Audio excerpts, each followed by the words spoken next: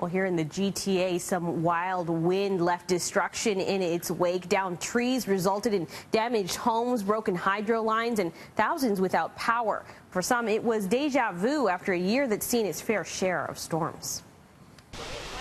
That's a big tree. It's got to be an old tree for sure. That's wild. You're hoping to get through, but I'm not getting through. What'd you think when you saw that blocking your path? I guess I'm turning around. That's what I thought. Motorists sent on a detour after this giant tree came down near Yonge and Lawrence, completely blocking this residential street.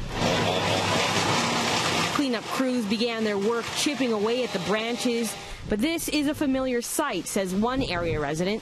Looking at it thinking, you know, here goes another tree. The street's filled with large trees, but, you know, unfortunately they've had a few going down this year, one that knocked the power out for days. While it may not be a total shock for a neighborhood that's been through this before, one driver parked on this street says the sight of the massive fallen tree trunk was enough to make his heart stop.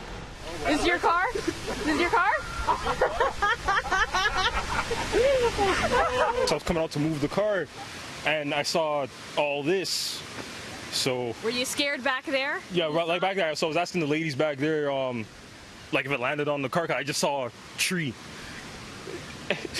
and I saw the scene camera, like held my heart a little bit, but close call. Yeah, definitely close call. Mikhail Hale's breathing a sigh of relief that his car narrowly missed being hit. A few more feet and it could have been a different story. But not such a happy ending a few kilometers away near Avenue and St. Clair. I found out about it earlier, but I wasn't expecting this. Larry Track says he got a message from his landlord that a tree had fallen on the roof. But it wasn't until he came home from work that he saw the extent of the damage. A broken chimney leaving a mess on the yard. That's all I saw, with the bricks on the ground, and then I figured I'd walk around here. You guys were here, so I figured you were looking at something. It's Friday, it's okay. He seems to be taking it all in stride and is finding the silver lining. No one was hurt, and he still has power to his home. I was happy I drove to work today because I knew my car wasn't here when I heard the trees went down. Now, neither of those trees appear to actually cut down any hydro lines, but other ones throughout the city did. Toronto Hydro says the windy conditions made for some dangerous work for their crews, causing delays in getting power restored. At last check, more than 6,000 people are still without power tonight.